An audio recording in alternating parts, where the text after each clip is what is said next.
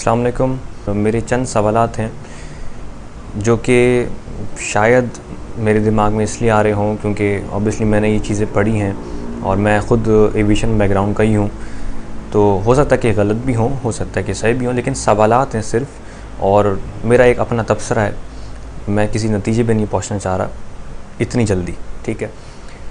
सबसे पहले बात हुई कंट्रोल टावर की आपके पायलट के साथ। जब जहाज़ था तकरीबन 10,000 फ़ीट की ऊंचाई पर, उन्होंने कहा कि आपकी ऊंचाई बहुत ज़्यादा है, आप कम करके इसको 5,000 पे तकरीबन लेके आएँ, उसके बाद आप जाके इसको लैंडिंग करें, इसकी उतारें जहाज़ नीचे पर। उन्होंने कहा नहीं मैं जी संभाल लूँगा इसको, कोई मसला नहीं है, मैं इसको मेंटेन कर लूँगा और इजीली लैंड कर जाऊँगा। फिर दोबारा कुछ टाइम बाद बात हुई, उसने कहा कि भाई आपकी अभी भी ऊंचाई काफ़ी ज़्यादा है, आप थोड़ा नीचे आएँ, उसके बाद लैंड ट्राई करें। फ़र्स्ट अटैम्प्ट हुआ लैंडिंग का, पायलट को पता लगा कि जी इंजन्स जो हैं वो ज़मीन पर लगे हैं, जो कि बेली लैंडिंग कहलाती है। सबसे पहले मेरा सवाल था कि आपने जो भी पायलट थे, क्योंकि यहाँ तक तो कोई इन्होंने टेक्निकल कॉल की नहीं कि भाई लैंडिंग से पहले ही कोई इंजन में मसला आ गया हो या लैंडिंग से पहले कोई टायर नहीं खुल रहे हों, इस तरह की कोई कॉल नहीं आई। तो फ़िलहाल तो टेक्निकल इश्यूज़ को आप साइड में रखें। पहली चीज़ ये कि आपने हाइट फॉलो क्यों नहीं की, ये मेरा सवाल है। सेकेंडली, जब आप लैंड कर रहे थे, क्या आपको पता था कि आपके लैंडिंग गियर्स खुल चुके हैं? क्योंकि जब लैंडिंग गियर्स खुलते हैं तो आपके पास सामने एक स्क्रीन लगी होती है जिसको कहते हैं ई कैम, ठीक है। उस स्क्रीन के ऊपर बाकायदा जो है वो मेंशन होता है कि आपके लैंडिंग गियर्स जो हैं वो खुल चुके हैं, आपके टायर्स जो हैं, आपके पहिए जो हैं वो खुल चुके हैं। तीसरी चीज़, आपने जब बेली लैंड करवा दिया, आपको पता लगा कि भाई आपके पहिए नहीं खुल रहे, आपके लैंडिंग गियर्स नहीं खुल रहे, आपने लैंड करवा दिया, आपके जहाज़ के इंजन्स नीचे टकरा गए। जब टकरा गए तो आप उसको वापस से उठाने की आपको क्या ज़रूरत थी? तीसरा सवाल ये कि आपको वापस जो है वो उसको टेक ऑफ करके गो अराउंड क्यों किया? जब आपको दिख गया कि जहाज़ का पार्ट टकरा चुका है, अब अगर इसको दोबारा हवा में लेके जाएंगे तो ऑब्वियसली उसमें ख़राबी आ सकती है। जब जहाज़ टेक ऑफ करके दोबारा ऊपर गया, उसको कॉल आई कि आप 3,000 एल्टीट्यूड पर रहें, 3,000 फीट की एल्टीट्यूड पर रहें, हाइट पर रहें, ऊंचाई पर रहें।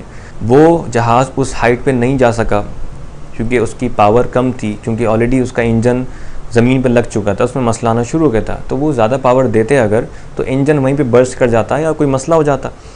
तो पायलट ने ठीक किया कि उसी को हाइट को मेंटेन किया, 1800 2000 जो भी उसकी हाइट थी, जबकि उसकी हाइट होनी चाहिए थी 3000। जब आपको पता है कि आपकी हाइट इससे ज़्यादा नहीं बढ़ सकती, अगर ऊपर लेके जाएंगे तो ऑब्वियसली मसला होगा। इस सूरत-ए-हाल में आपको सोच लेना चाहिए था कि आपको ग्लाइड करवा के लैंड करवाना है। उस टाइम पे एक वीडियो आई भी है जो एक घर की छत से सीसीटीवी है कोई किसी का, उससे वो वीडियो बनी हुई है जिसमें जहाज़ की पोजीशन कुछ इस तरह की थी और ये फ्रंट पे उसकी जैसे कि नोज़ है और वो जहाज़ जैसे कि एक लैंडिंग पोजीशन में होता है। जबकि जब आपके इंजन्स ख़त्म हो चुके हैं, आपको लगता है कि आप उस चीज़ को मेंटेन नहीं कर सकते, उस हाइट को मेंटेन नहीं कर सकते, तो आप ग्लाइड करवाते हैं जहाज़ को। एक उसकी होती है ग्लाइडिंग पोजीशन जो कि स्ट्रेट से थोड़ा सा डाउनवर्ड्स होती है, जो कि उसकी नोस है, जो कॉकपिट साइड है, वो थोड़ी सी नीचे होती है स्ट्रेट लेवल से। ये मेरा सवाल है जो कि एक है सवाल जो कि मैं सबसे पूछना चाह रहा हूँ, जो भी हमारे बैठे में हमारे सर वगैरह हैं, प्रोफेशनल्स हैं, उन सबसे कि इस तरह हुआ होगा शायद या इस तरह होना चाहिए था। तो ये मेरा एक तबसरा था। गलती बताना हमारा काम नहीं है, हमारा काम है ये पॉइंट आउट करना कि ये पॉइंट्स थे जिन पे काम इस तरह अगर हुआ है तो इस तरह हो जाना चाहिए था शायद। जो हमने अभी तक पढ़ा है, सीखा है, उसकी बात बता रहा हूँ। बाकी अल्लाह ताला उन सब को जन्नत नसीब करे जिन्होंने अपनी जानें खोई हैं और शहादत का रुतबा हासिल किया है। ख़ास तौर पे पायलट साहब हमारे, जो कि बहुत ज़्यादा एक्सपीरियंस था उनका, और उन्होंने भी ऑब्वियसली बहुत ट्राई किया होगा कौन अपनी जान से खेल सकता है। और आगे हमें चाहिए कि इस तरह की गलतियां ना हो किसी से भी। कम से कम हम ये इंश्योर कर सकें कि हमारे जो पैसेंजर्स हैं वो सेफ़ली अपने फैमिलीज़ में वापस जा सकें।